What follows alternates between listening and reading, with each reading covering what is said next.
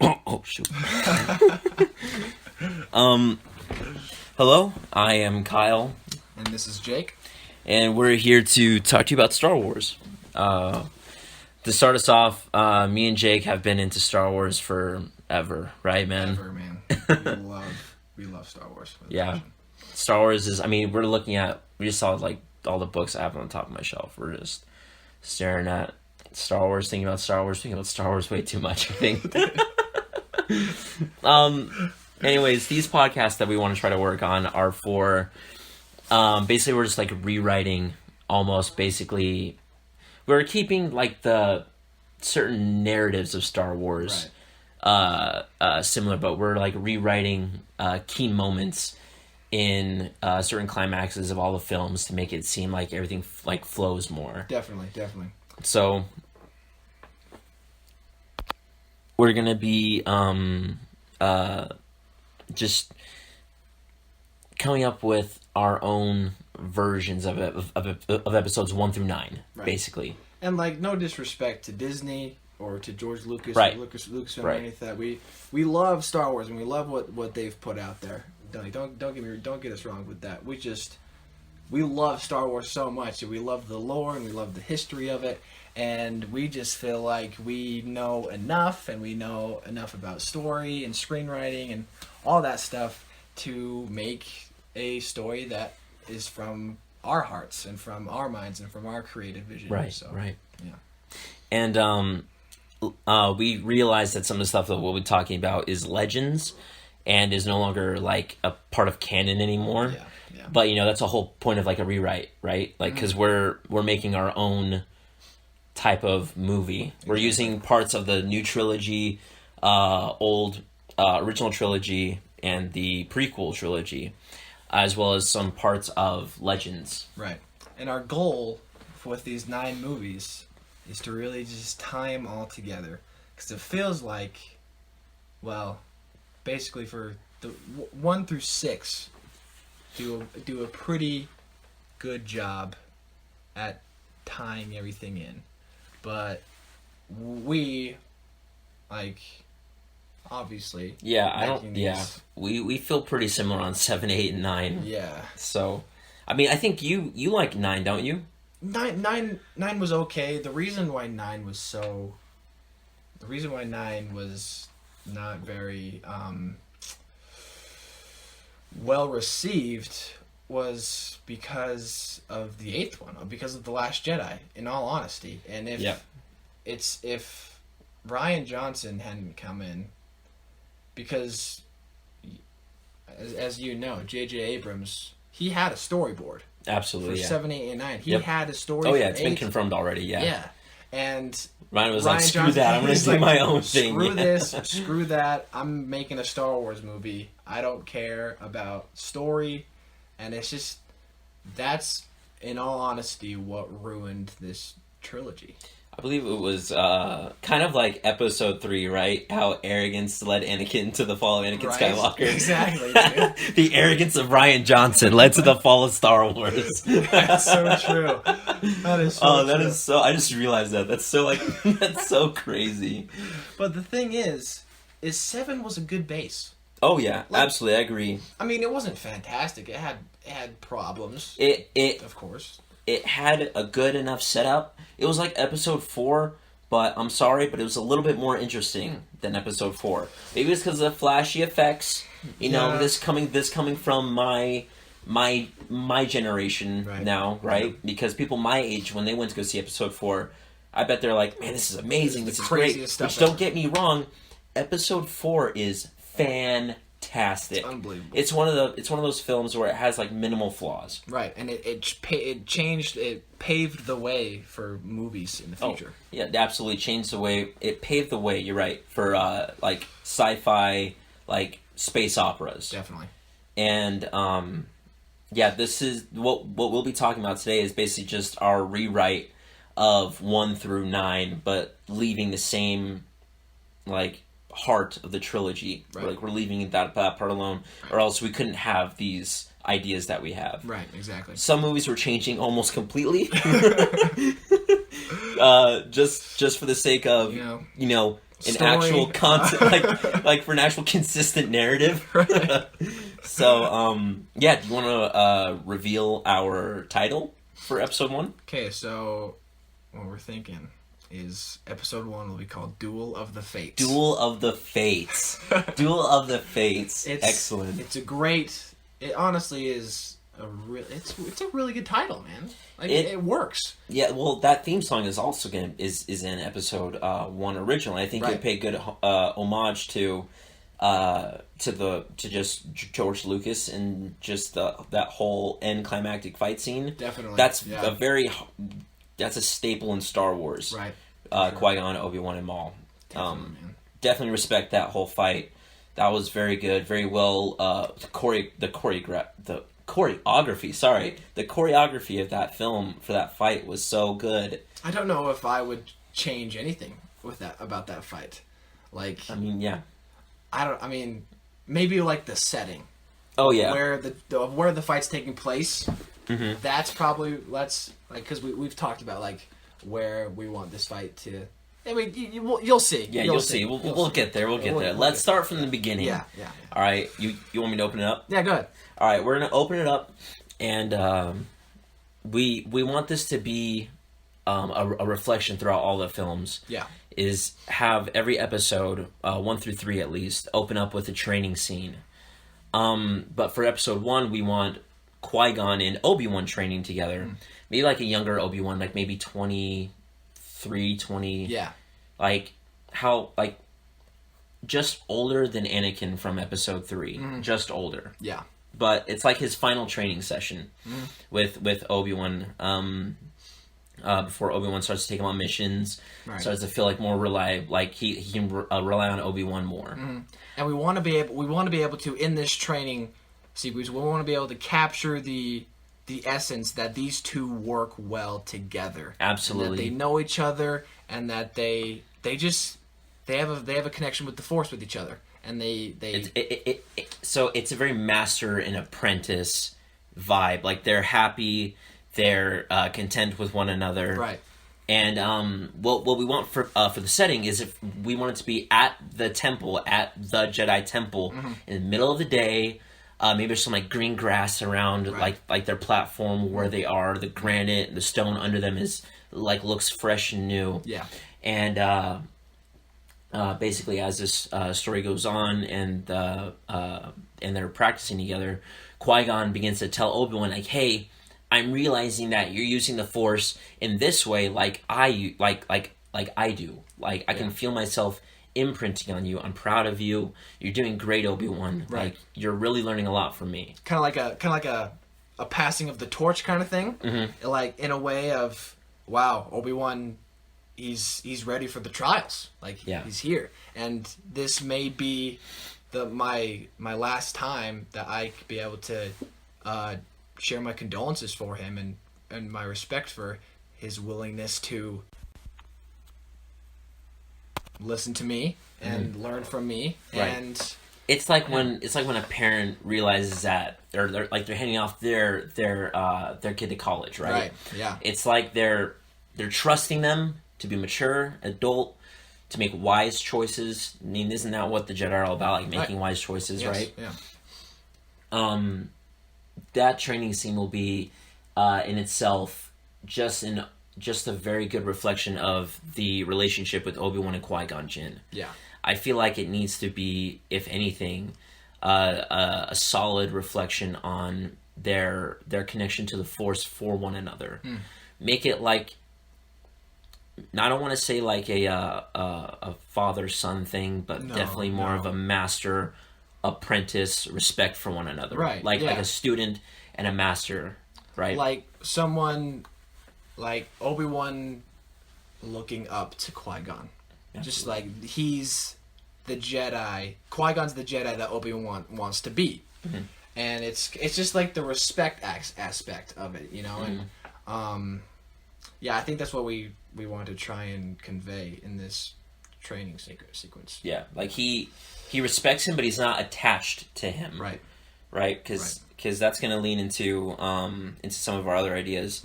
But moving on from the training scene, We haven't really talked about where we're gonna lead after this scene, though. So here's actually what I'm thinking. Okay. So just hear me out. Okay. So there's a tip from the Outer Rim that a Sith was sighted on Tatooine. Okay. Okay. So Palpatine, right, realizing that, it's most likely Maul. Most likely, yeah. Because he sent Maul to go and hide. Right.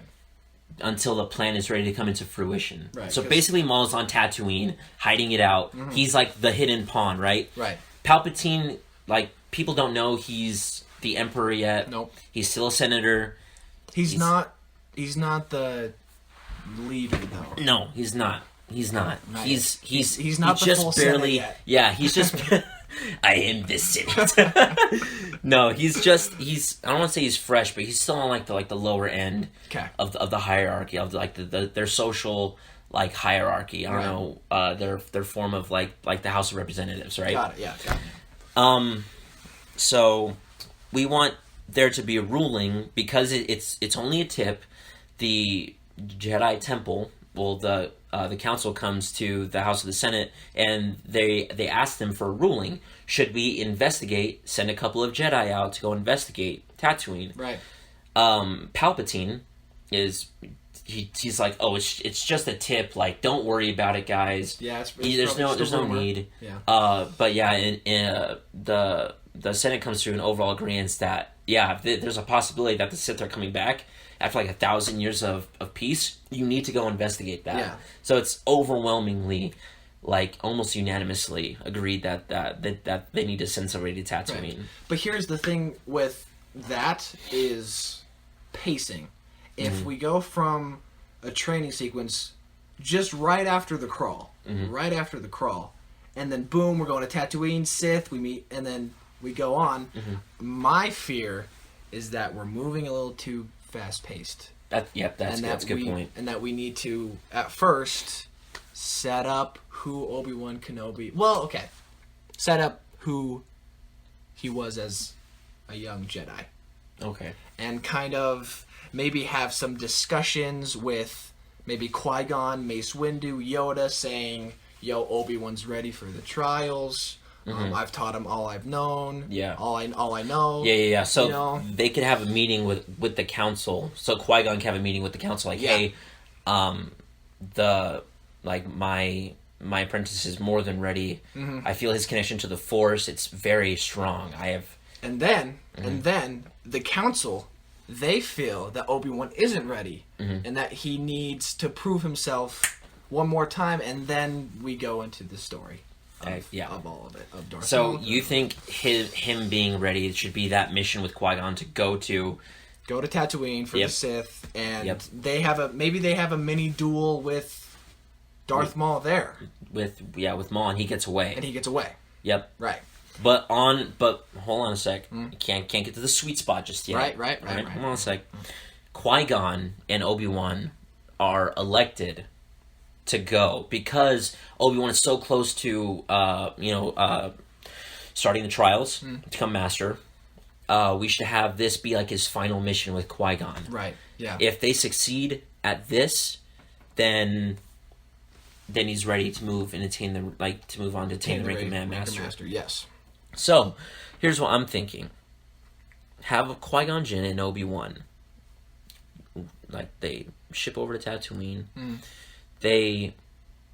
They're looking for Maul they're talking around, doing their Jedi tricks. Hey, we need to know where this guy is. We need tips. Right. They're trying to... they're in the slums of Tatooine, trying to find out yeah. whatever they can about this so-called Sith Lord. Yeah. So they meet... oh my gosh, sorry, help me out. Who's that one slug-looking guy who flies around for episode 1? Wardo? Well, I think it's Wardo or something like that. Guardo? I don't remember. I promise we're fans of Star Wars, I promise.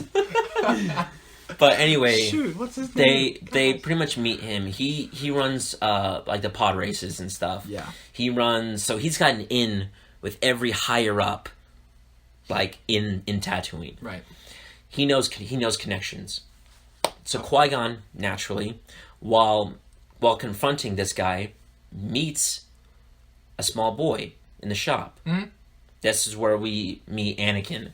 And like this is like exactly like Phantom Menace. Mm-hmm. Like this is how, but obviously in the Phantom Menace, they're looking for parts for their hyperdrive for their ship.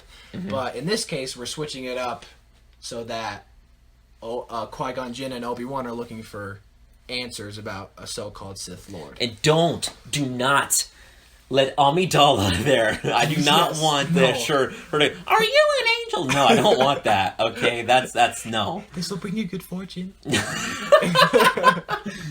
No. Oh man, no. Let's not have that weird 7-year-old versus 13-year-old love weird thing.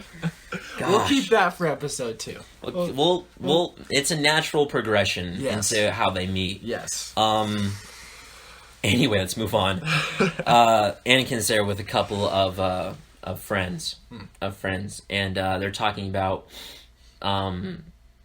just amongst each other. Qui-Gon catches what the kid is saying, catches Anakin saying, "Man, it sucks that we're gonna be, leaving on that trip, you guys." Mm-hmm.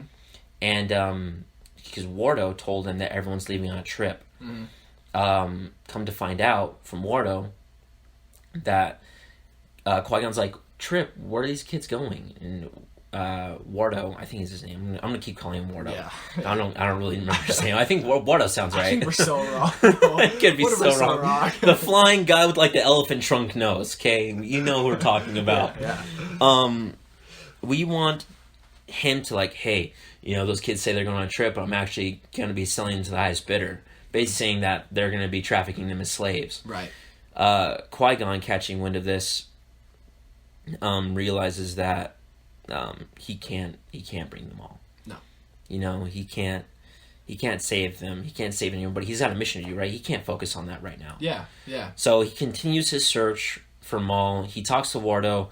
Wardo's like, "Yeah, we've heard of this of a sorcerer like on the outskirts of town. He looks like a devil." Right? Yeah, like witnesses say like he's the devil. He's like a demon basically. Right. Yeah.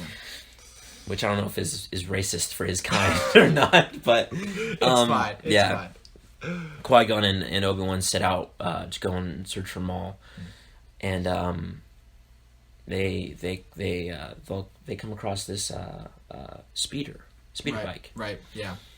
And like, this is out in the middle of nowhere, basically. Like, what are we gonna...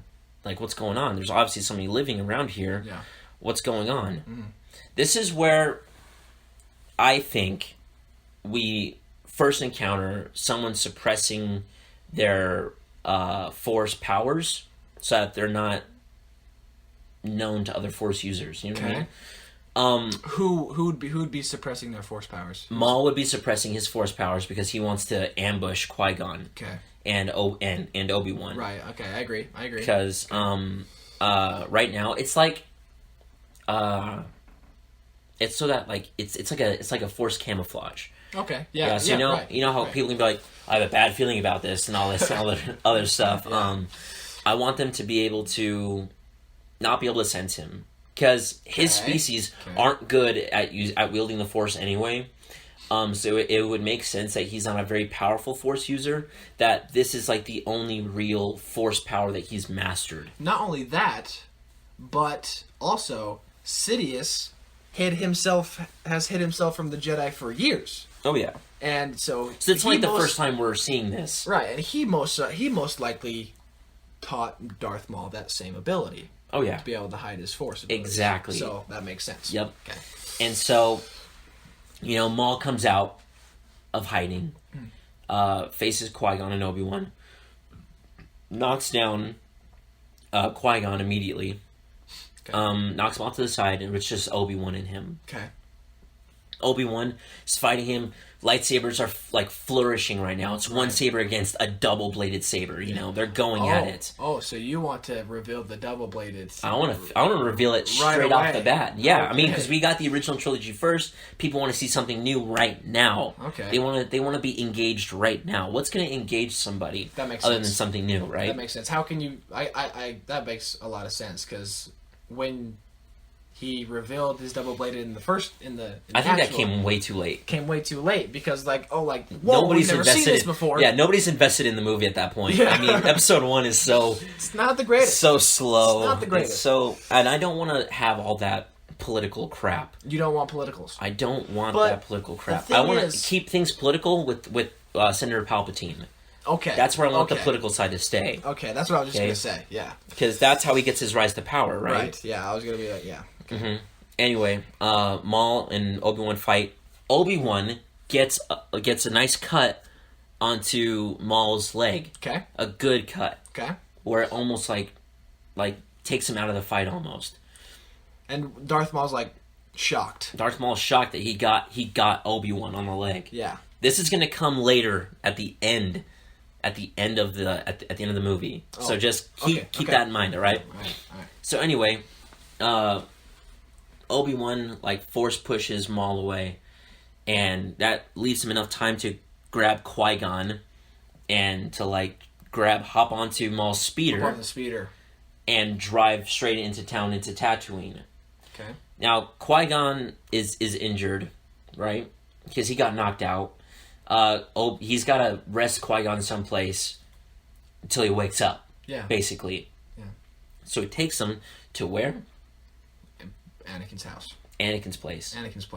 But the thing is, check this out. Where does how does Qui-Gon and Obi-Wan know where Anakin is? Check this out. Qui-Gon and Obi-Wan leave to Wardo's shop. The last place where they went, because Obi-Wan wants to confront him, hey, you knew, I need to know if you knew that he was a Sith Lord, things like that. Mm-hmm. And we need to give this guy someplace to lay down. Right. Clear out some space. We need this guy to lay down. So Anakin comes out. He's like, hey, I got a place. Wardo is Anakin, my horrible Wardo voice. Hey, come out here, Wardo. So I'm like, hey, come clean out. I know, it's so bad. It's definitely not. But come clear out some space, or come clean up this mess. And Anakin's like, hold on a sec. I actually have a place you can stay. Yeah. Just come over here. Come stay at my house for a few. Only my mom's there, and she's gone most of the day. Mm-hmm. So Obi-Wan gets Qui-Gon, and they leave for Anakin's house. Anakin's sort of helping keep Qui-Gon up. Qui-Gon's Liam Neeson's 6'4". Okay, yeah. Anakin's a smooth 3'1". Okay, imagine a kid holding up this big guy trying to help out. Right. They take him over to the house. They meet Shmi Skywalker, and it's almost the exact same thing that happened in episode 1. I want that same type of thing, except I liked that part. I like that in episode 1. I do not want Jar Jar Binks though. No, Jar Jar is not Jar Jar. Okay. Before we go any further, Jar Jar Binks is not in this movie. No, his species is in the movie. Yes, but his character is not in this movie. He's not in this. No Jar Jar. It's and that's fine. We don't need him. He's not entirely integral to our version of the story.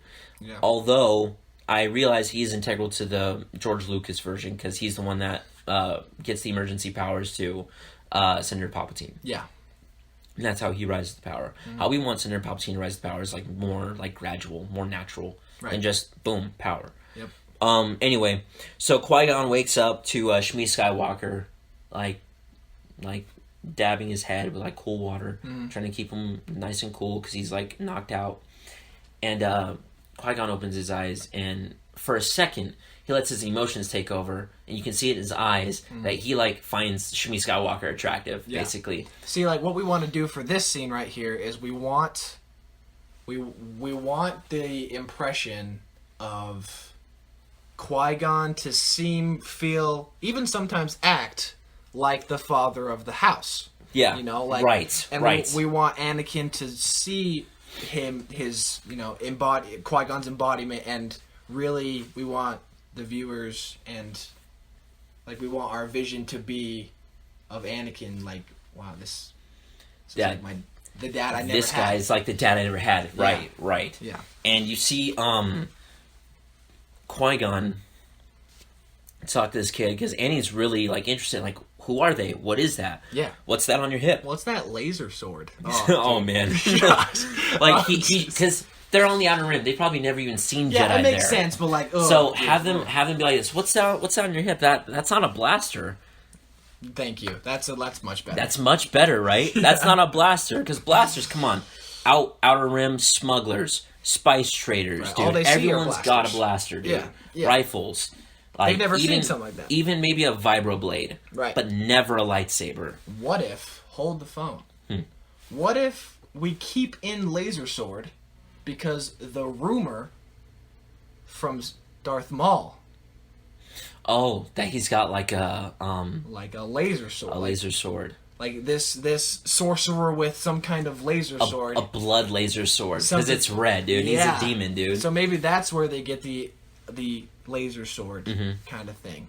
And he's like, hey, like, is that like a laser sword? Yeah. That I've heard from. See, then it's more natural. Right. You know? Right. Like, that's not a blaster. Is that a laser sword? There you go. Right. Is that a laser sword that, like, that one sorcerer had or something? Like, yeah, he's like, and then Qui-Gon's like, no, this isn't the same. And he explains to him what the Jedi are and their lightsabers. Right. Anakin being just infatuated by this. And Shmi Skywalker doesn't want his head to be filled with stories. Right. Because it's not like they have anything good to look forward to anyway. And he's about that age now where he's about to be sold into slavery. Right. She doesn't want to work him up, basically. Yeah, right. Get his hopes up. Right. Yeah. And so Qui-Gon, out of just fun, he's like, you know what?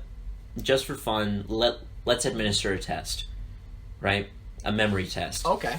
So kind of like the memory test from episode 1. Yeah. Where he's like, ship, speeder, yeah. blah, blah, blah. I want that same thing to happen at their house. At the house. At the house. That's where Qui-Gon's like, you know this, the boy has gotten every single one right. You know, after he's taking the test, everyone's eaten. Qui-Gon, he walks over to the kitchen where Shmi Skywalker is, and they're alone now. Yeah. He's like, your son is very intuitive. And I want to keep that that scene that he had with Shmi in episode 1, where Anakin's fixing up the speeder with all his little buddies, and he's just like, he can see things before they happen. Has abilities who was his father? Yeah, remember that scene? Yeah, who's his dad? Yeah, she said. So we kind of want to do that, but in the house. In the house. Yeah. Do you want his friends to be there? I don't think his friends should be there. No, probably the worst kid actors I've ever seen in my life. So, okay. It's so wizard, Annie. Oh my gosh, it's so great. Honestly, the only reason why I said wizard for probably a year. That's it. But here's what I'm thinking also, which I have no problem working on that. We can have him working on a speeder after they eat food. Right. Right? Yeah. And Obi-Wan's with him, and they have a heart-to-heart talk, while Qui-Gon and Shmi have a heart-to-heart talk. Right. And Annie is just fixing up like a speeder engine, and he knows exactly what's wrong with it. Right. And Obi's like, how do you know how to fix this? He's like, I don't know. I just know what's broken when I drive. Right. Yeah. Like, I know what's broken when I race. Because exactly. I basically help put food on the table for us. My mom, she works at the market. I mean, granted, we only make pennies on the dollar. Yeah. But the real money comes from these races, so I have to be at my best. And I don't know why, but I just always know what's going on. I always know why I'm going slower. I know why I'm not turning turns as fast as I should. Yeah. I just know things. Right. And Obi-Wan starts to realize this himself. By this time, both Obi-Wan and Qui-Gon have sensed the Force in Anakin. They sense his powers. They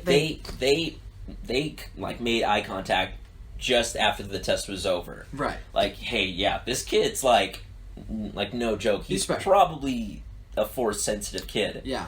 And with the when we have the scene with Shmi and Qui-Gon saying who was his father, like there was no father. That's just another confirmation that this guy was meant to be in the galaxy. Right. You know? Right. So. That the Force willed him into the galaxy, or some other means. Yeah. Willed him into the galaxy. Yeah. You know, and we'll get to that in other episodes. Yeah. But to focus on after they meet, and they eat, and Qui-Gon and Obi-Wan meet alone to like go and sleep while Qui-Gon, while Annie and Shmi go to their respective rooms to go and sleep. Obi-Wan has a heart-to-heart with Qui-Gon. He's like, you know, something's telling me we should take this boy with us. Right. Yeah. There's something strong about this child. I don't know what it is, but I feel like it is now our responsibility as... Is this Qui-Gon speaking? This is Qui-Gon speaking to Obi-Wan, sorry. Okay. That we are protectors of the peace. You know, we're Jedi Knights, basically. Yeah. We need to bring peace. Like, this is one of the ways that we can do it. Right. Obi-Wan, this is one of the ways we can bring peace to this planet. Yeah. If we save just one of them. Right. Right. Just one. Just one. And which also was like a good message. Yeah. You know, not just like in Star Wars, but like yeah. in life, you know? If you can save just one, which I think was the point of Justice League. I don't know if you've seen Justice League, but Batman has a heart-to-heart with Barry Allen. He's like, if you can save just one, it's worth it. Yeah. And you know, Flash is like, oh, I don't know if I can save them all. He's like, Batman's like, calm down. If you can save one, save one, and see how you feel. And you've succeeded. If you can save just one, you've basically you've succeeded. Yeah. Yeah. And so, you know, after they wake up, it's morning time, and Qui-Gon's like talking to Shmi, sets her aside. He's like, this boy has very high potential to be part of the council. We're strongly advising you to allow us to take the boy out of captivity here and to allow us to train him as a Jedi. And she would be afraid, like, what kind of life would he lead? Right. Like, would he be in peril most of the time? Would he be uncomfortable? He would be without me. Anakin, at this point, is just so infatuated with Qui-Gon. He wants to be where he is all the time. Yeah. This is the start of Anakin viewing Qui-Gon as more of a father figure than as a master figure. Because he wants to... Because he sees Qui-Gon as his father, he wants to spend time with him. He sees him as like a savior, right? And like in certain cases too. I mean, he's taking him out of captivity, right? Yeah. So anyway, Qui-Gon talks to me, Shmi, like, your son, blah blah blah, and she's like, what kind of life would he lead? Would he be okay? Would you watch out for him? Would you watch out for my son? Okay. And he said yes. Yes, I will train the boy. I have an idea. What's up? Okay. So, what if we make sure Anakin sees him as his father figure, okay? But what if we make Anakin a little hesitant and a little, like, not so trusting to Qui-Gon and, like... Like, how do I know you're not going to, like, turn your back on me? Right.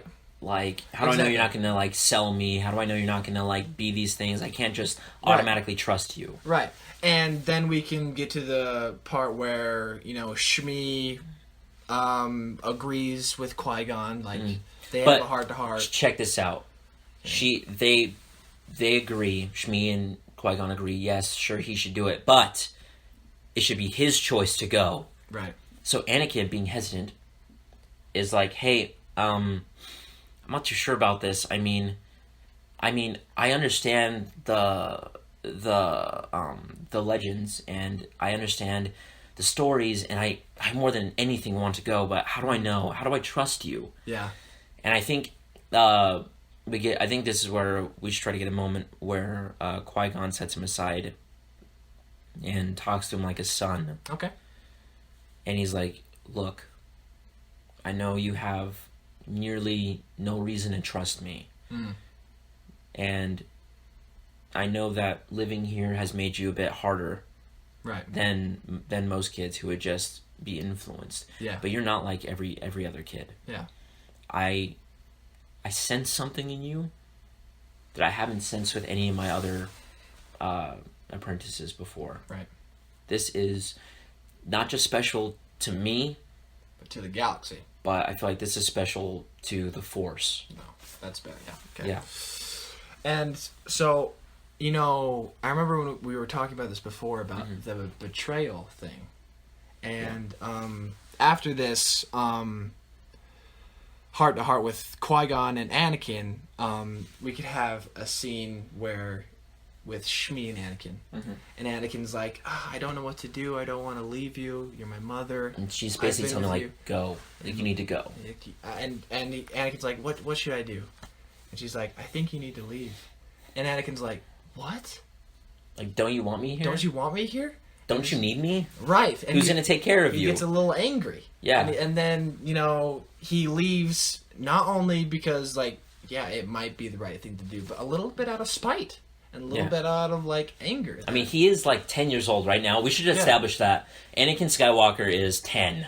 Oh, yeah. Is 10 years Hey, guys, old. 40 minutes into this. So Anakin's 10 years old. And what we want to do the timeline is we want to do 5 years. In between each episodes. In between each episode. So, okay, we got that. Okay. 40 minutes in. Like, we can just, Anyways. So basically, Anakin leaves with Qui-Gon now, leaving out of spite. Yep. He's a bit angry with his mom. Right. You know, he's a little kid, so he's gonna act like a little kid, right? Yeah. He may be a bit more mature for his age because he's been through a lot, being in a slave trade and all with his mom. But still. But he leaves. Qui-Gon brings him to the council. He says Obi-Wan acted on his own. This is Qui-Gon addressing the council after they've come back. Obi-Wan saved my life. Obi-Wan saved my life. He's ready to attain the rank of master and to start the trials. Wait a sec. Hold on. Should we have this first, or should we have them talking about this first and then this first and then bring up Anakin and then bring up? Oh, I was gonna say bring up Darth Maul. Ooh. And like, he is a Sith Lord. Yeah. Like, hey, this is a Sith Lord. Yeah, like they're back. They're back. Yeah. So what do we want? Just basically like a full report of the situation. Okay. Okay. Basically just like a briefing would, like the military, right? Right. This and this happened on Tatooine. Maul. They don't know his name. They don't know his name. We believe this to be a Sith Lord. But the characters would know his name. Like, not characters, I'm sorry, the audience would know his name. Oh, yeah. Later on in the movie when Palpatine addresses him. Yeah. So what we want is to have Qui-Gon basically do like a full report. The Sith Lord was there, definitely there.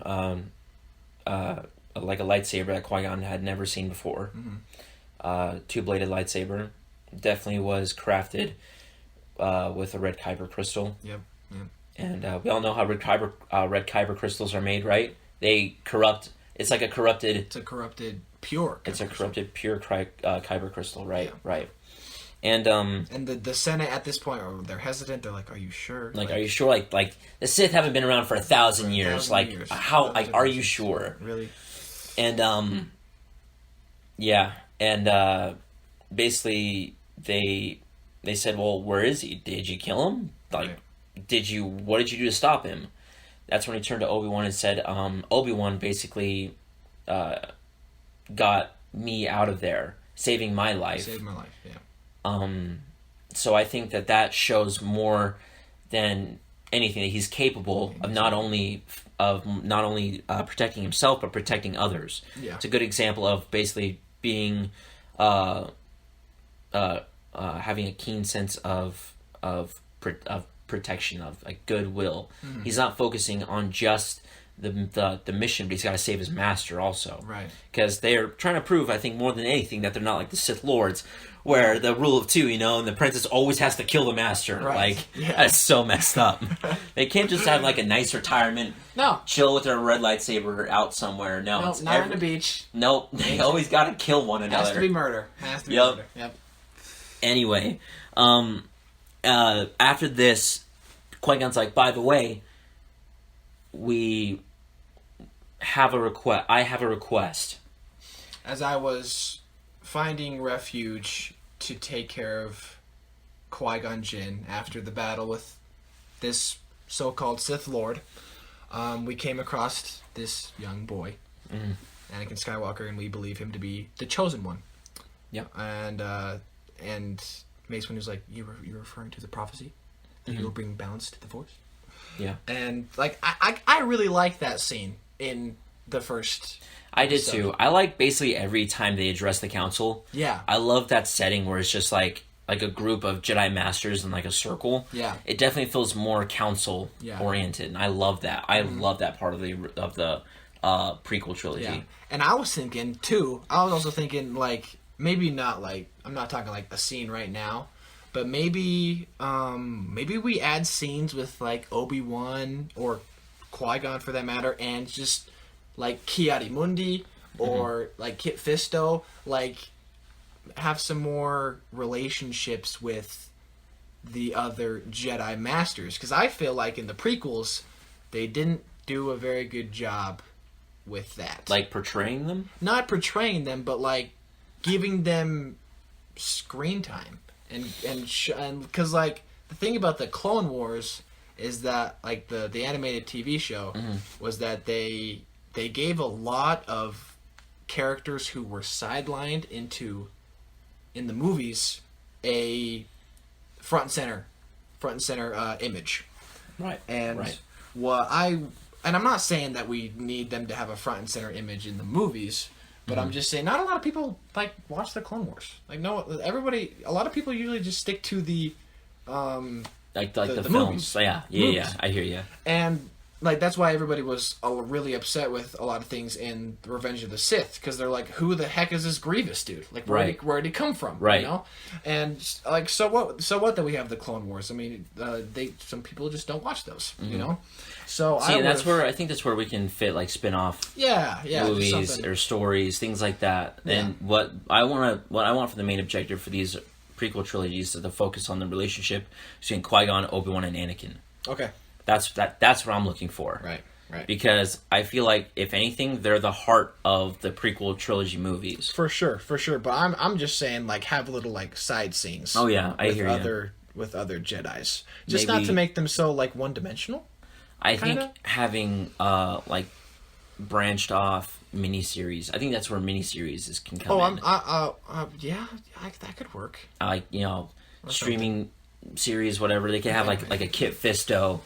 Yeah. Like one season of Kit Fisto just being a badass, something. When he fights that like underwater serpent. Yeah, that was pretty sweet. That was in the original Clone Wars cartoon from like 2003 and 4. That was amazing. That was fantastic. But and I'm not saying we put scenes in here that like trail off into a possible series or anything.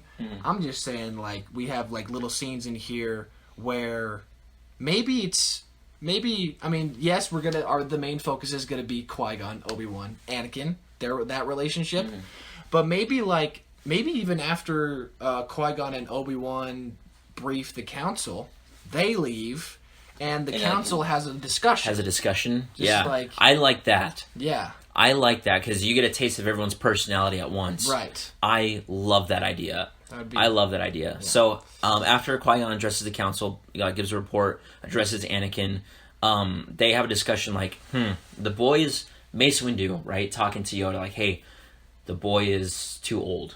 Yeah. He's way too old. He's about 4 years too old. Yeah. Whatever training we can try to instill in him, it'll be difficult for him to retain certain habits that the other kids have and catch up with the other kids, right? Right. Yeah. And Obi-Wan's like, yeah, I agree. Obi-Wan's ready Mace Windu agrees that Obi-Wan's ready to attain the rank of master. He views Obi-Wan very, very highly. Yeah. As you can see with their respect for one another in the prequel movies. Yeah. They have high respect for one another. Right. And then maybe like Shakti says something, if she's there. Ki-Adi-Mundi. We get just little like lines. For Yeah, have it be an actual topic that they talk about. Everybody has a say in it. Everyone has a say. And anyway, they end up agreeing that Qui-Gon can take on this Anakin Skywalker as an apprentice on one condition. Well, actually, remember we were gonna have Obi-Wan train Anakin. Remember? So remember he gets that's injured. an episode. Is it? Yeah. Oh. That's what we want for episode for 2, because we want Qui-Gon to imprint on Anakin at a young age as his master. And then once Obi-Wan is finished with the trials and attains the rank of master in episode 2, that's when we get him as master officially. Oh. Then we will... I thought we were talking about in the movie we were planning to have Obi-Wan.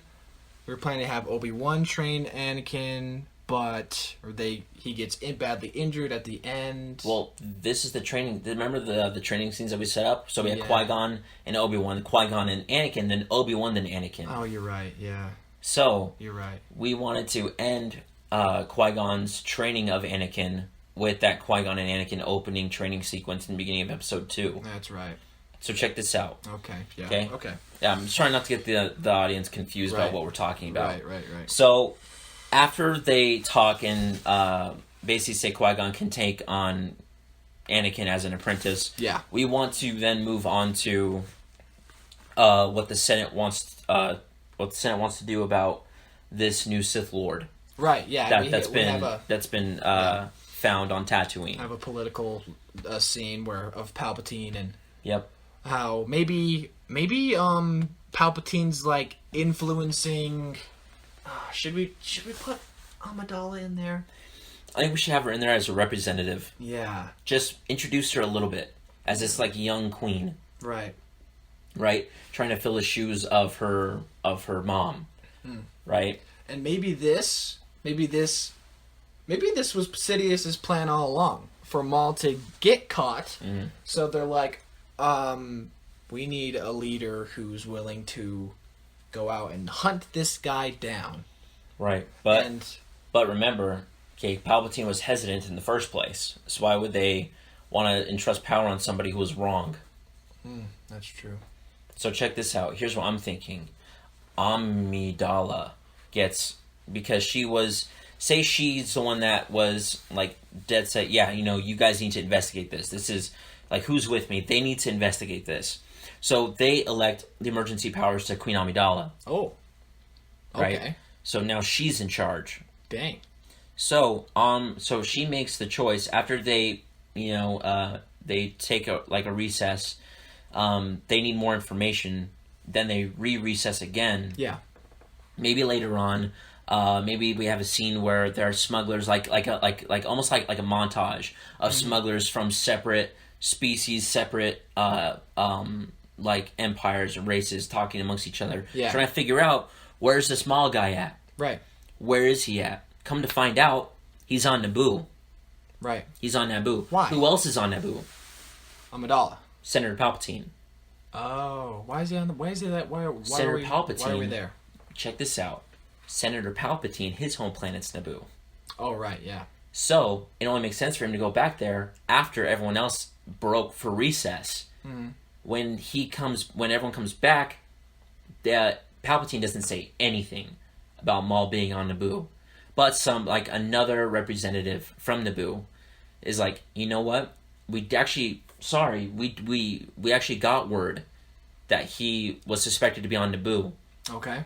And at this time, people are hesitant about Senator Palpatine. They're kind of losing their faith in him a little bit. Okay.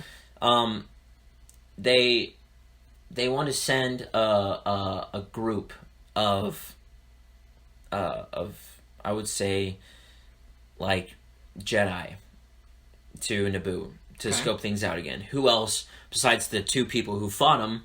Right. Qui-Gon and Obi-Wan. Right. This leaves Anakin alone without Qui-Gon. Yeah. His first separation from Qui-Gon. Without him, he feels empty. This is where we get the natural meeting between Padme and Anakin. Okay. That makes a lot more sense. Okay, so check this out. Obi-Wan and Qui-Gon leave for Naboo. And maybe after that, maybe we get an interaction between Anakin and the rest of the younglings, and maybe like he sees that he's like so far ahead. He's like, dude, how am I going to do this? Yeah. Like, how am I going to learn all of this? Like, whoa, you can lift that up with your mind? Yeah, I can. What, you can't? Yeah, and he feels alone. He feels excluded from the group. Excluded. And these kids are like a year or two younger than them. Yeah. And the kids that are his age are so far ahead. Right. They don't even... He's left out of these two groups. And he feels down, he walks, and there he meets Padme. He meets Padme, right? As she's walking by, you know, she's with her guards, her armed guards, and she's like, huh, who are you?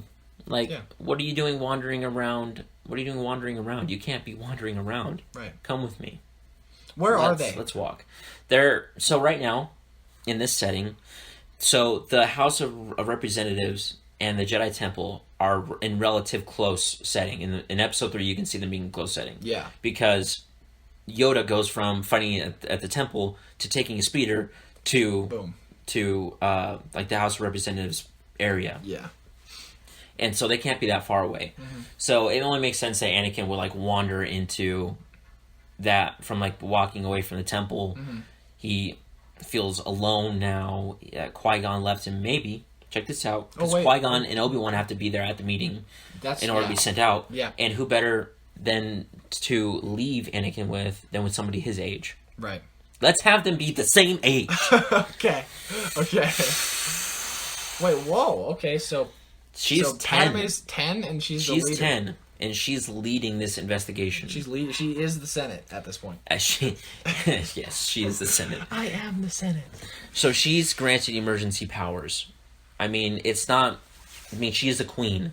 She's the queen. She is the queen. So it only like makes sense that people would be like, yeah, we might as well just give her emergency powers to lead this investigation. Okay. So she brings Anakin and she's telling him like, hey, those two guys were basically the guys who found me on Tatooine. Qui-Gon, you're sending him away. He's kind of mad at her. Right. Like, why would you send them away? They're my friends. Right. I need them. You know, so you might be also saying this, but so right before Qui-Gon and Obi-Wan, maybe they don't leave. Okay, maybe they go to another. Maybe they go to the Senate house where they're meeting. No, never mind. No. Okay, they go to another room in the temple where they're meeting Padme Amidala, where they're meeting Queen Amidala, and that's where Amidala meets Anakin at the Jedi Temple. At the Jedi Temple. Okay, so while Amidala is going to meet Qui-Gon to be like, okay, here's what you guys gotta do. Yeah. And it's just brief, but there's like a little. So Qui-Gon asks him like, hey, can I leave Anakin with you? You guys are about the same age. He needs somebody to watch over him. Yeah, and like the guards can watch over. Like Padme's like, yeah, me and the guards can. And Qui-Gon looks over to Anakin. Anakin sitting on a step, excluded from. And I want this in the same scene, in the same image. Yeah. I want the younglings over here and the older Jedi over here on the other side. Mm-hmm. So younglings on the left, older Jedi on the right. Right. I like. He is right in the middle on the steps with his head like hung low. Yep, and he's like basically alone. Yeah. Which is, I want to be a representation of him being split consistently from the council. Right. From being a Jedi, because he knows he's different. Yeah. But he feels like he is, in a bad way, pretty different. Yeah. But what he doesn't understand is that he's powerful. I love that, man. I love that. Yeah. That works great. So Qui-Gon calls him over, and you see his head shoot up. He's happy. Yeah? Yeah, Qui-Gon, I'm coming. Yeah, I'm coming. Right. Runs over to him. Yeah, well, what's going on? You need me? Right. He's like, yeah, I'm gonna leave you here. And he's like, oh. It's like, oh. Okay. But don't worry, we'll be back. Okay. And who are you? I'm Anakin Skywalker. Who are you? I'm Queen Amidala. That's awesome. Anakin doesn't know. He's from the Outer Rim, dude. That's awesome. Yes, I love that. He doesn't know her. And Padme taken by this. It's like, you don't know who I am? Like, no, I'm from a place on the outskirts. I'm from Tatooine. Oh, she's like, oh, the Outer Rim. That makes sense. Yeah. And then that's how they have a... Yeah. Qui-Gon sees this, he smiles, and then he leaves to go part for his mission. Right. And we'd write it better so they actually have some, I don't want them to charisma. explain their feelings to the audience. Oh my gosh. Are you an No. Padme, I am feeling something for you. Do you feel something for me? I am feeling something for you, Anakin. Do you want to date? No, we can't. Oh my gosh, don't even bring that up. What? So bad writing, man. And it's so easy to come up with actual normal people speak. Yeah. Because we're like normal people. Right, so exactly, yeah. I mean, George Lucas did a good job with making a cohesive story, but there are some parts in the script where I'm just like, you think we're retarded. Yeah. You gotta think we're dumb. And hey, don't get us wrong, okay? All respect to George Lucas. George Lucas is creative beyond anything I can think of. Man. He's amazing. Absolutely. We couldn't have even come up with this idea right. without Star Wars being a thing. Exactly. So we're just, yeah. But anyways, I think we've stroked him long enough. So Obi-Wan and Qui-Gon leave for Naboo. Coming across... Wait. Hold on. We forgot an important scene. What's up? Okay. So, how about... So, maybe after the recess... Sorry, guys. Backtracking a little bit. After the recess of the Senate, and Palpatine goes to Naboo, right? Mm-hmm. His own planet. Maybe he also sends a transmission to Darth Maul like, hey, meet me in Naboo. And they have a scene where it's like, we're discovered, and we need something to, get us back into hiding. Like, there's a problem. I wasn't granted emergency powers. Yeah. And Palpatine is like, oh shoot, this is where you get this. Hold on, because this is the reveal that Maul and Palpatine are working together, right? So you got to make this impactful, right? Have him send out a transmission, right? Who? Palpatine. Okay. To an unknown caller. Okay. Unknown source. Okay. So he sends it to an unknown source with a routing number that's unidentifiable, right? Okay. So you don't know who it is, but you know it's sent to somebody. Okay. As soon as he's ready to leave to go back into the House of Representatives, right? He leaves from Naboo, boom, goes back. It's been like, I would say like a couple of, like maybe like half a day. Okay. So it's like light speed, right? You can get to and from planets like in minutes. Right. Yeah. So it's not that big of a deal. No. Maybe take a rest, put your feelers out, get your information, get your sources. Mm-hmm. But the audience sees this for the first time and they're like, huh, who is he transmitting that to? Yeah. And then later on, okay, now we're at the part where Obi-Wan and Qui-Gon, okay, are at Naboo. Okay. And they, why are they at Naboo? They're sent to go and investigate Maul. And how do they know? How do they know? Because there's two representatives for every planet or more. Right. Okay. Okay. So Senator Palpatine, maybe he didn't find anything, but his other representative did.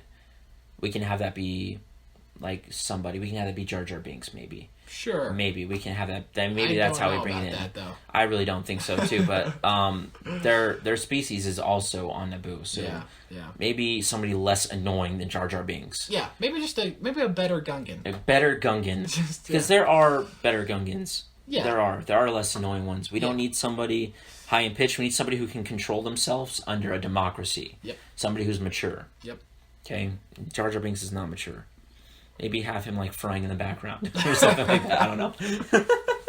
Anyway, Obi-Wan are tipped off from their brief that they need to talk to the Gungans. Okay.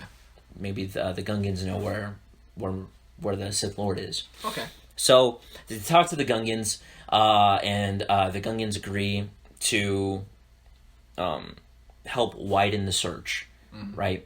This is where you meet, like, the guy. Yes. Yeah. And he's definitely less uptight. Definitely more respectable. See, I want to make the Gungans... I want to perceive them as this group of noble warriors, right? Because they're like they're almost like Native Americans. Yeah. Right? They were definitely they definitely use the land around them more than just trying to build skyscrapers up on land, because they can, they can walk on land and be in water. Yeah. But they choose to be secluded. Right. They choose to be alone, kind of almost like a reservation. Right. Almost a little bit. So they choose to widen the search and help the Jedi, and maybe that's when we get like Qui-Gon and and Obi-Wan searching. Maybe this is where you get another scene where they're being more along the lines of a detective. You know what I mean? Maybe the tip from the representative. Yeah, the Gungan representative. The Gungan representative. Maybe he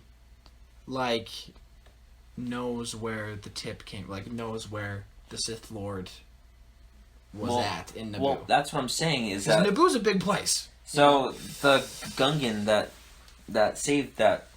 received the tip, and I say that with quotation mark fingers because I don't know what else to call it. Yeah. But the reason why he says to go and visit the Gungans, because that's where he got his information from, was from the Gungans. So talk to Hosnak or whatever his name is, and see if he has any more information for you. Right. This is where you find out that Maul is being held up in an old Jedi temple. This is where you get a broken down ruins of an old ancient Jedi temple. Okay. So Obi-Wan and Qui-Gon are on their way, and it starts to get cloudy and stormy, and we're coming to the closer we get to the temple, the more gray it gets. Right. And the sky starts to rain. It starts to spatter a little bit on their speeder bikes. Maybe you get like an up close shot of the chassis of the bike. Yeah. It's like a drop. I like that. And you see it just start to rain. Yeah. And so they put up their hoods while on the bike. And so you see, I want a silhouette. I want a far shot silhouette. I don't know why Jedi's don't wear their robes. Their robes more while they're fighting, man. I mean, I get it. Yeah, because it's too clunky, right? It's not. They're just so bad. It's like though, playing man. with a blanket on you. Gosh, it's just so cool. It is. I'll give you that. It's pretty cool. Anyway, they're on their way. They're on their way into the ruins, and it's just like a backwards silhouette shot of them, like a couple of miles away. These two speeder bikes just piercing through the rain. You know what I'd like though? So remember the scene in the second episode of Anakin on the speeder bike in Tatooine and he's riding these with Duel of the Fates playing. I have no idea what's playing in the background actually. And but you know that shot where he's going to find his mother. Yeah. I say we kind of do something like that, but not like frame for frame. No, I want a more artsy speeder bike shot. Yeah. Okay, I want them like dude, and then we see that they're going, and then the giant storm cloud, and then lightning, and as they're getting closer. Okay, I want a shot where it's at grass level, and you see speeder bikes go right over the camera, right over towards this temple that's off, broken off in the distance, and as they're going off, a lightning strikes, and you see the full silhouette of the ruins. Gotcha. And then you get to a pan close up shot of Obi-Wan saying to Qui-Gon, it's not too far. It's not too far, it's close. Or something, yeah. And as they get closer and closer, they see somebody waiting for them outside of the temple. And his lightsaber is unsheathed. Is taken out. Yep. And what I want is Obi-Wan's okay, so they get there, they step off their bike, and he says, someone's here.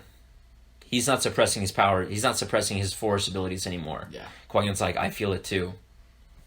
And all you see from inside, the hallway of the ruins, it's dark, it's black. You see the two blades igniting. No, I'd do this. In the dark, okay, you see one go out, and then the other. Oh, and then the other one. And then the other. Yeah, because in the first movie it comes out like that. Yeah. That's cool. Yeah. I see that like a single blade first, and then yeah, and then they're looking at each other, Like, Mm. you know, they That's- ignite, and then the rain starts hitting And the rain starts hitting the blades, and you hear the sizzling of the lightsabers. Ah, man. And it is just so, like, ASMR perfect. So good, It man. reminds me, because I want this scene to mirror the original Anakin and Asajj Ventress scene. Yes, man. I want that same type of dynamic. One of my favorite animated lightsaber battles Oh yeah, hands in down. Star Wars. How I want this fight to go: Qui-Gon and Obi-Wan attack him at the same time. Mm-hmm. Maul being prepared I and don't know, ready. man. I don't think we changed the choreography. No, I'm saying we changed the setting. Okay. But check this out. All right, sorry about that. So we got to the temple. Now we're getting to the part where we meet Maul. Right. Right. You see Maul. Well, you don't really see him, but you see him ignite his blade, like we said, like 5 minutes ago, where Maul ignites his blades, and then Qui-Gon and Obi-Wan ignite their blades, and you hear the sizzling, the crackling of their lightsabers, of the rain pouring down, rain hard, and just hitting their blades. Awesome. And you see Qui-Gon take off his hood and his robe, Obi-Wan taking off his hood and robe. Right. And I should have him take off the hood and robe First, and and then then ignite the lightsaber. Yeah. Anyway, you see them. I want a standalone shot of Maul on one side, of him holding his lightsaber Yeah. off right. to the side. Right. I want a standalone shot of 2 Jedi silhouettes. Also, I want them each to be silhouetted. Okay, with the ruins right here in the back. Grassy knoll. A Jedi, the 2 Jedis on the left side and Maul on the right side, and all you see are the color of their blades, and then they run at each other, Yeah. and it's Kinda just their like- silhouettes. It's just their silhouettes for a little while. Right. You see blades hitting blades. You see like Maul front kicking Qui-Gon in the stomach, right? And then you see Maul kicking Qui-Gon out and swinging past Obi-Wan, trying to perform the same move on Maul to get his leg. Maul catches this, parries his attack, and gets his leg. Right. This takes Obi-Wan out of the fight. Like, he can't move his leg. It's hanging on. It's trying to survive, basically. Okay. He's basically like taken out of the fight. He gets injured a lot. Maybe Maul gets a few more swings on him. You know, maybe And now basically, injures him a little bit more. Now, basically, what we want now, this fight has basically turned into, for Qui-Gon, like, oh shoot, I don't only have to fight a Sith Lord, but I gotta protect my Padawan. Yeah, you gotta protect well. Padawan. You know, Because Maul's trying to kill Obi-Wan at this point. Right. And this is where you get that rooted hate that Maul has for Obi-Wan. yes, And, anyway, so Qui-Gon and Maul realize that it's just them now. Like, so Qui-Gon takes his stance, his normal, I want to say it's Aikido stance? Or I'm not sure. Hapkido stance? It's sure. see, because Liam Neeson is a master swordsman Yeah. in real life. Yep. He's taken a lot of classes. He's just really good at it, and he knows like his stances. So I'm not worried about that. I want Maul to also be at the ready. I want to see him pull his lightsaber up to his face and just maybe swing it around a little bit and bring it up, just like Qui-Gon has for his single blade lightsaber. Yeah. And I want to have him get ready with his double blade lightsaber. I think this is what we should do. What's up? So we took Obi-Wan out of the fight, right? Yeah, but now he's got to be protected by Qui-Gon. Right. So what if Qui-Gon takes Obi-Wan's lightsaber, Oh. and it's double? He's got 2 blades, and then it just Well, here's what I was gonna have done, right? Because What are he you has thinking? Qui-Gon's blade, and then he cuts Maul's blade in half, Oh yeah. right? And Yeah. he has that That's other what we're hand to talking grab the about. other blade. Yeah. So that's what we were. That's what we're gonna do. They were fighting. So they're fighting, right? Yeah. So Qui-Gon gets the upper hand of Maul, cuts his lightsaber in half, but I want to keep it so that one half of the blade is still ignited. Like he cuts the like the front tang, like the upper tang part of one of the blades. Yeah. Severely messing it up. I mean, so it's inoperable on one side. But on the other side, kind of like in the actual Phantom Menace when Obi-Wan did it. Yeah. Kind of thing. When he cut Maul's in half, and then basically that's what we want to do with that. So absolutely, yeah. And we wanted Qui-Gon to now fight Maul when Maul has a single blade. Maul doesn't have any skill at all with a single blade. He realizes now that he has an arm open. He uses he tries to two-hand a single blade lightsaber, and he can't use the same style anymore. So he uses a more aggressive physical approach with using punches and kicks. Right. Because his species are very good at combat, hand-to-hand combat, like martial art combat. Yeah. And Qui-Gon realizes this, sees this as a weakness, and that he realizes that he's not as force sensitive as he thinks he is, because he's not using any force powers to fight Qui-Gon at this point. Yeah. Qui-Gon's like, I have a free hand. I always use I always use the force. This guy's not using the force at all. Boom. Right. Idea. Slices the hand. Yes, dude. Of Maul. That's what I was just gonna say. Cuts his hand. Maul goes for a punch or something, and just Qui-Gon just. Pew. I want him to try to stab with the blade, with the lightsaber blade. Have Qui-Gon cut that hand off, and as it's flying up, have him catch it, kind of like how Anakin did it in Episode 3. Episode 3. You see him, but here's what I want. I want him to hold it, one in each arm.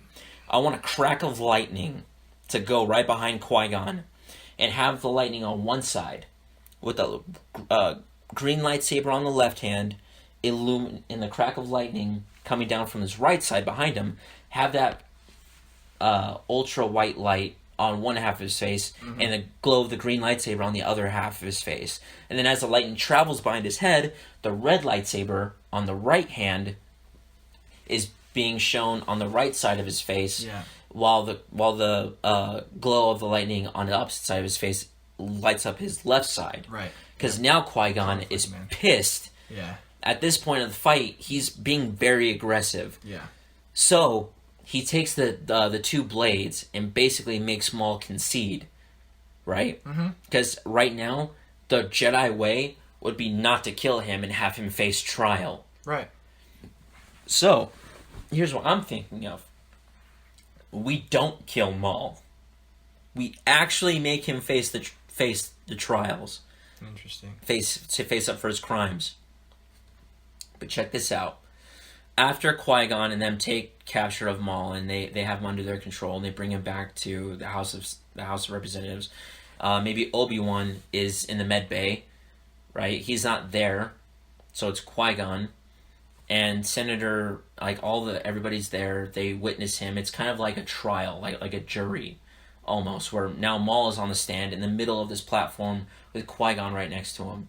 Qui-Gon explains his war crimes. The fact that he's a Sith cultist, he is a part of this religion that's basically out to hunt everybody. That's a part of the Jedi Code, and people see his war crimes and they say, "What's your name?" He doesn't say a word. No. He doesn't say anything. Right. As a matter of fact, he hasn't talked this entire time almost. Yeah, it's always been facial expressions. Yeah. And you see Palpatine look unto Maul with his nose stuck up in the air almost. And you see Maul grunting under his voice, "Master."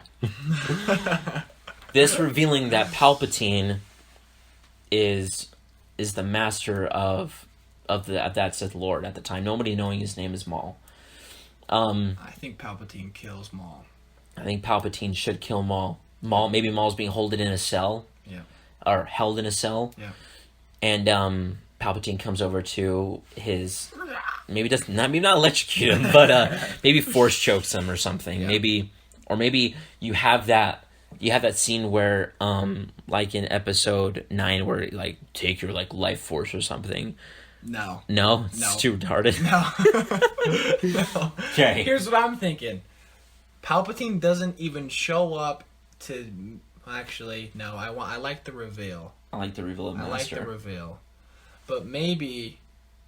No, yeah. I was gonna say, maybe he's Palpatine's just in his office. Okay. Mm-hmm.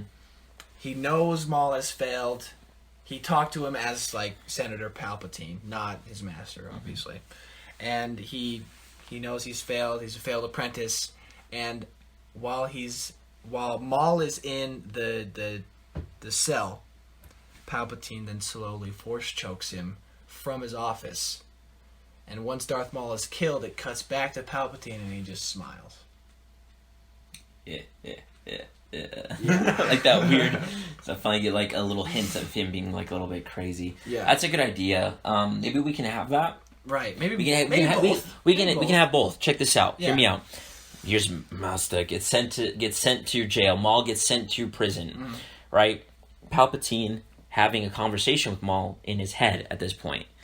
So, because Vader had a conversation with Luke on the same planet. Mm-hmm. They even had a same conversation with each other on the same, like, in separate ships. Yeah. Okay? Because in lore, you're able to talk and communicate with people through the Force. Right. Through your minds. Yeah, through your minds. So it makes sense that Palpatine would address Maul this way. Yeah. Being so close in proximity to each other, knowing where he is. Could we hear... Would we give the audience the dialogue? No. Here's what I want. I want only Maul talking. Check this out. Okay. I want Palpatine to lean back, and it's a slow, like, it's a slow shot of him leaning back in his chair like this. When he's in his office after the sentencing, he sits down in his seat, does this. Okay. Leans back, puts his hand on his like side of his head, kind of like he's thinking. Okay. And he's like peering out into nothing. Basically, he's like spacing out. Looks like you see his pupils start to widen a little bit. Okay. And then you see when you cut to Maul, his head. He's obviously got like fluid and back on his left arm because his left arm has been cut off from Qui-Gon. Yeah. And then, like, so we'll have him, like, sitting down with his head down, right? And then he looks up. It's like, Master. Yeah. Like, no. Like, please, I won't fail you again. I won't fail you again. Like, give me one more chance, basically. Right, and then he's, no, dude. And then it's just... And it's like, it's kind of brutal. Then you see this. It's really dark. It's really dark. And then check this out, just... as he's slowly force choking, barely lifts his hand up. Lifts his hand, because so Palpatine, he's sitting back in his chair with his hand on his face, and he slowly lifts his hand from his face, and he does the iconic force choke finger hold thing, hand gesture. Yeah, that Vader did in the original trilogy. Mm-hmm. Okay. And so he's and his smile's growing bigger, like as he's choking him. I don't know if we should have him smile, because he's upset. That's true. He is upset. Yeah, that's true. Because now he has to find somebody else to help carry out his plan. That's right. So now he's a little bit pissed. Yeah. And so after he's done force choking Maul, he just goes right back to leaning in his chair, not saying a word. And then credits, right? Or what? So check the credits. No, what I want to end with Qui-Gon training Anakin. I wanted him beginning training. We were gonna begin that. We were gonna begin that in. Oh wait, no, because 5-year jump. Yeah, it's a 5-year jump. So I want him to begin training. I got you. So he's just terrible. Yes, Qui-Gon. So Obi-Wan's in the medical bay, which gives Qui-Gon and Anakin perfect time to come together and form a bond. Yeah. While Obi-Wan's healing up, maybe it'll take him a few hours, maybe it'll take him a few days, maybe a few weeks. Something. Give them some time, some alone time. I want them together, screen time. This is how I want the last shot of the movie to be. Anakin and Qui-Gon sitting on the steps. It's a backward shot facing the back of their. It's the silhouettes. I think I already know where you're. Of the sun. I want it of the sun. Okay. Kind of like how Luke looks at the twin suns, right? Okay. But I want it to be at sunset on Coruscant. And I want the final scene to be like. Them sitting on the steps. Them sitting on the steps, but it's the backward shot, so you're only seeing their back. Yeah. And then you see Obi-Wan do this. Yes. I was thinking the exact same thing. Qui-Gon, just rest his arm on his shoulder. Qui-Gon putting his arm over Anakin. Mm-hmm. I really. That's like the symbol to Anakin that like this is like the father he never had, basically. Yeah, I love that. And maybe do that. Like just. I love that how every movie ends like with an upbeat song out of nowhere. I love that. That's awesome. And maybe I don't want like a ceremony. I don't want like a big blown out thing. I understand the need for like an award ceremony, right? But the Jedi work very subtly, and I think an award ceremony should be very subtle if there is any recognition at all. I mean, he is just carrying out what he was meant to do, so it's not like it's anything new for a Jedi, right? Right. But he did vanquish a Sith Lord. Right. So I'm thinking maybe that's what grants Qui-Gon the ability to train Anakin. Maybe that's how the council awards him. So maybe after Maul gets killed, then we switch to a scene of Qui-Gon and Anakin talking to the council, and then the council like approving him to train him, and then we get to the cutscene where them sitting on the steps. Yeah. And then it cuts out. Boom. That's the start. That's awesome. That's the start of their relationship. Mm-hmm. Yeah. I think it's flawless. Me too. I really like it. I mean, we don't introduce crazy politics. Right. There is politics, right? There totally but is not politics. Enough that's overcrowding and... right. It's not supposed to be like the central hub of the movie. Yes. Okay, the central hub of the movie is our introduction three main of characters. Anakin. Yes, exactly. Okay. And that's what they needed to focus on. Mm-hmm. And that's what we're trying to focus on. And plus, not only did we establish three main characters, but we also established an overarching villain. Right.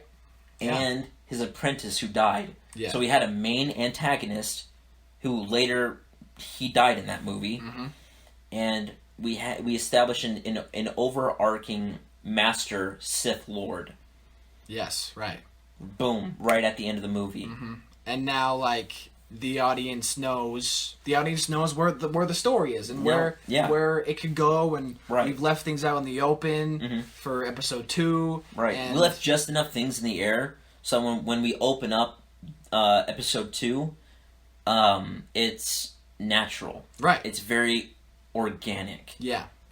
Wait, so is Obi-Wan, he still has his leg, right? Right. Okay. But it's just severely like scarred and damaged. Okay. Dude. So I think it's great. He's got other wounds on his body too, because Maul did like a combo on this kid. He comboed everything on him. Nice. Almost took his arm, his leg. Like he was very like Obi-Wan can only block and parry so many times before he just fails, and Qui-Gon steps in. Yeah, I think it's great. Obviously it's our idea of it, but yeah. Obviously we think it's great, but hopefully we get some feedback from it. Feedback is fine. We do want to hear what you guys think. Yeah. But just remember, this is just our opinion. Right. It's just our story. I mean, you can do and say and write your own stories. We just thought it'd be a good idea to put our ideas out there. Right. Yeah. And this is just a very starting, it's a birth of an idea. Yeah. Yeah. And anyone can do this. Like, anyone can start a podcast and think and make like a video about what they think they want for Star Wars. It's just like it's not pick and choose. It's just two buddies, or maybe you're just like a loner. You can it's whatever you want, man. It's whatever you want, man. Yeah, you can do this. Anyone can do this, but thanks for listening to us. We know that it's been a long journey, and I know that we talk so much. We're just very passionate about this. To anyone who has been listening to us for the last 2 hours, the full hour and a half, I applaud you, appreciate you, and just thank you for tuning in. So thank you guys so much for listening to us. You can catch us again. We're going to be coming out with another episode for episode 2. So just look out for that. Thank you guys so much, and All right. have a good one. We'll see you.